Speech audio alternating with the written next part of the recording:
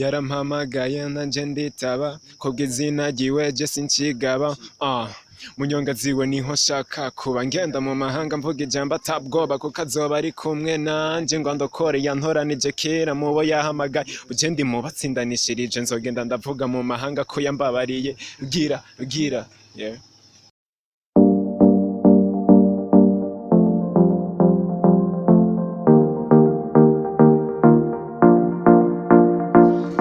Hello beautiful guys, bakunzi ba Roy TV ndabaramukije aho muri hose aho muherereye. Toujours kuri micro ni Bella Beshi aka Baby Boo, behind the camera ni Alpha aka the Big Man. Kuri no munsi nagenda bazaniye abashitsi kandi badasanzwe nkuko vyama misi yose nkuko namanda banezeza misi yose. Bon, turahano giye gusanga abo bashitsi mu nkurikirane tugende tubarabe. Ndabaramukije reka duhere kuri wo mwitwa bande. Ego ku mazina yanje je nitwa Uwimana Kevin nkaba mba mu Kanyosha. Nanje nitwa Kaje Divin nkaba mba mu Kanyosha.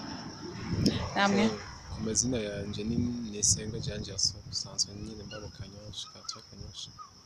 Okay guys, nga anye turi kumwe n'umugwi waririmbyi baririmba gospel nga mu Burundi.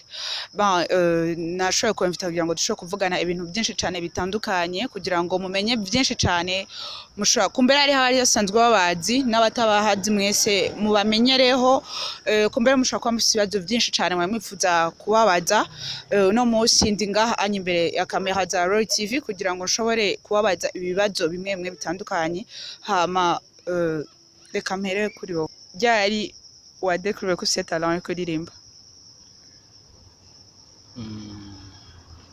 Ubwa mbere umva sinashotse ninjira uko nari umukatolika hama pasiteri umupasiteri avuga ati je nshaka abahungu bakiri bato umva imiyabaga abahungu abakobwa abana hama ishengero ararishinga aca azana ikundi yitwa Messengers of God M.O.G aca ashiramo ama departement menshi abakina skate aba dancer eka n'ibindi hama baravuga ati umwe wese acagura ico yiyumvamo avuga ati reka jenje muri rap mugabo aho hose sinari bwinjire ndani mvuga ati ntegerezwa kuririmba indirimbo za gospel umva nari ngiye nk'umushuhira hama uko nagenda bibamo imisi myinshi je nyene nasanze yuko ntegerezwa kubibamo ari we muhamagaro wanje ca ndavyisangamwo gushika ubu.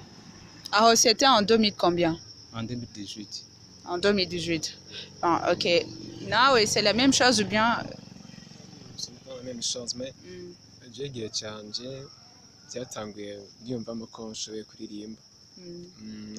Nari umuntu nkunda kumviriza indirimbo cyane ndazumviriza rero nsanga nanje ibintu byo kuririmba byangiye bitamwe ariko kuvuga ati reka kugira icyanje gishika mushaka reka ndirimbire Yesu. None nagiye kwiyumvamo ko nshoboye kuririmba umunsi wa mbere dukora event ndi kumwe n'aba brother turakora event iragenda fresh abantu barayitaba turavuga Yesu mu buryo bwisaguje none natangiye kumva nanje ko ndyoherewe no gukora umudeo rap ncishe mu kuvuga Yesu ko ari ivyo.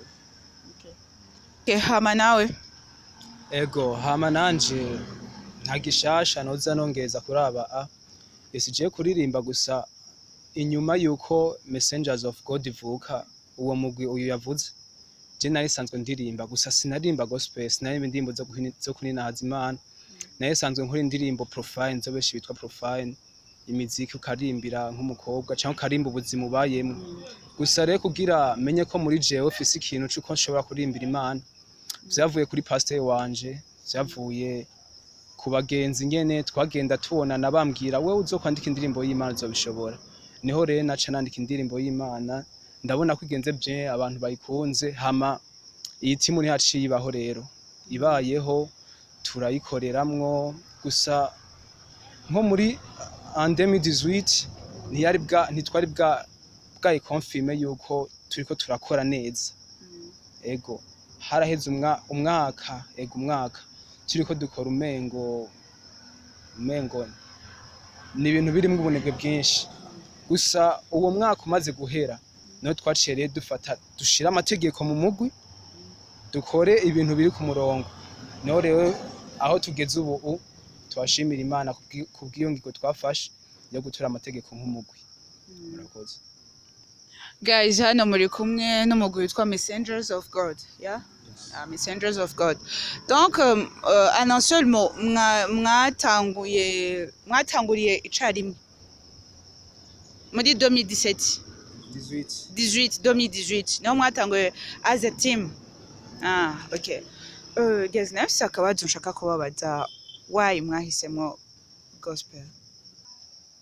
Ego nkuko mugenzi wanje yabikubwiye ntitwashotse twinjira muri gospel.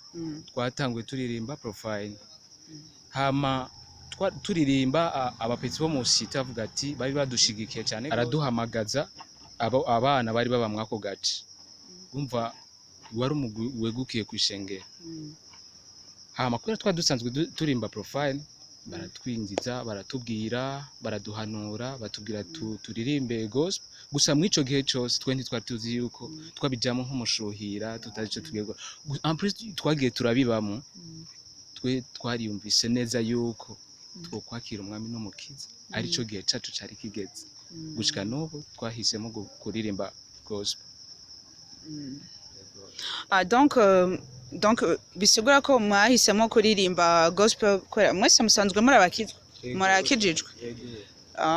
Okay. Hama nashaka kubabaza, murafise management quelconque? Ego nkuko umbajije ko twadufise management, umugwi ubugizwe n'abantu benshi, sivyo? Mu mugwi harabaho ikintu bitwa gushinga staff, abantu bafasha umugwi. Just no citwa nka management, kubera ko management ni mugiye mukora igikorwa, haba mukambwira dufise iki gikorwa agashiramwe amahera. Twebwe rero nk'umugwi nyene turi organize, tugakora organisation. Nimba tuvuga umwe wese arihaya tukayarihama tugakora igikorwa, nuko dusanzwe dukora n'ijambo rimwe, nta management dufise, turikorana. Na management mukeneye? Management irakeneye igihe cyose uri kurakora, ukeneye management. Rero mu gihe atarashika wowe uko tuba tugerageje kose, kubera ko twahamagariwe kugira ngo iryo zina rishike kure hejuru, kuko n'uwo tuvuga ni boss, natwe dusanga twabaye aba boss. Niyo mpamvu manager ni yaza tuzokorana, natashikana igihe cyose azire igikorwa gizoma kibandanya kwa kumye. Donc muri ko muraraba igihe mubimazemwo ibintu bya gospel muko muraririmba, mubona ari irihe tandukaniro entre y'abantu baririmba gospel n'abantu baririmba profound? Kubera tumenyereye ngaha mu Burundi abantu baririmba, donc umuziki wa profound uramenyekana cyane gusumba abantu baririmba gospel, kandi mu gihe dusanzwe tutwa ngaha mu Burundi abantu basenga ari benshi cyane, abantu basenga ni benshi. Mugabo umuziki wa profound uramenyekana cyane kuruta abaririmba gospel. Mwe mwamubona ivyo bintu biva kuki? Ni kubera iki? Mugerageje genre kwestima, mubona ari zihe mpamvu zo bazibitera? Kwicoronye umuntu wese afise ico yiyumvamo, kandi umuntu wese ahinduka igihe ciwe cageze. Washobora kuba uririmba ukunda profile, mugabo uko igihe kigenda kiragenda wowe uriyumvira, urashobora kumviriza nk'indirimbo ya gospel, kumviriza amajambo, mugabo ntuhite ku mwanya munini ya cyane gose. Ariko ugiye kumviriza profile ukayishira ku bwenge bwawe bwose, ariko buke uzogenda wumviriza zijya gospel buke igihe cyawe nicagera uzosanga wahindutse nawe uje mu bakunda gospel. Donc majambo make mshaje vuga ko gospel muririmba kugira ngo mushobore gushikiriza ubutumwa bwiza abantu, si kubera mukeneye inyungu zayo zivamwe, no mukeneye gushikiriza gukwiragiza ubutumwa bwiza hose. Itandukaniro ry'abaririmba profound. Okay, onda batahora. Hama nihehe kure cyane mwifuza kugera muri carrière yanyu ya musique yo kuririmba gospel? Mino carrière yacu ya musique ndushaka kugera, kuko ngo hari abantu bavuga ngo bazogenda Yuda bavuga ijambo gushika mu kumpera y'isi. Kumpera y'isi ntaje nyene ijambo umuntu yumva ashobora gushika mu kuvuga iyo jambo. Navuga ndushaka kugera n'ahantu kure cyane, kubera ko Yesu tuvuga ndushaka kumuhagarikiriza ngaho. Hariho benshi bataramumenya, kugira ngo natwe rero tumufashe abantu bataramenya ngo bamumenye. Navuga ko cyambere na mbere ari wo turiko turavuga zomanza kudufasha, kandi azi neza bishoboye ko niwe byose. Niyamara kudufasha ni ngombwa abantu dushaka gushika tuzashika. turabyizeye. Cyane guys, murabumva bano basore baririmba gospel kubera bakeneye gukwiragiza ubutumwa bwiza mu bantu bose mugabo apana. Donc ni gikorwa bakora sans but lucratif, sinzi ko abantu bose bashaka kubyumva. Donc ndibaza mvuze sans but lucratif murabyumva, ata nyungu bakeneye inyuma y'amahera, juste kugira bakwiragiza ubutumwa bwiza bw'Imana. Okay. None oko wari wambwiye ko wari watanguye kuririmba profound, ni giki, qu'est-ce qui t'a fait changer d'avis? Ego, ikintu cyahindutse jewe mu buzima bwanje nuko kiriya gihe ni kuvuga umuntu wese iyo yakiriye umwami n'umukiza muri we arakira ikintu muri watekeye. Ni kuvuga rero kiriya gihe hari ikintu ntari ifise muri jewe.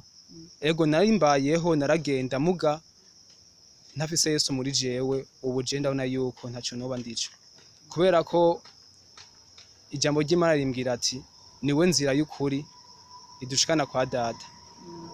Ego nico mbona novuga ubu ufise Yesu ndabona yuko ndi mu nzira y'ukuri izonshikana kwa data. Kwa kare nkiri muri profile nararirimba nivyo warashobora no kuronka amahera muga hari ikintu utarufise muri wewe.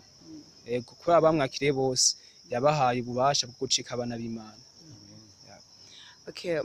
Murafise indirimbo mumaze gushira hanze. Nashaka kugira ngo abakunzi ba Royal TV ko arabakurikirana, hariho bamwe bamwe bashaka bazizi n'abashaka batazizi, mwashaka kugerageza mukaduha akapela gatoyi. Sinzi mpere.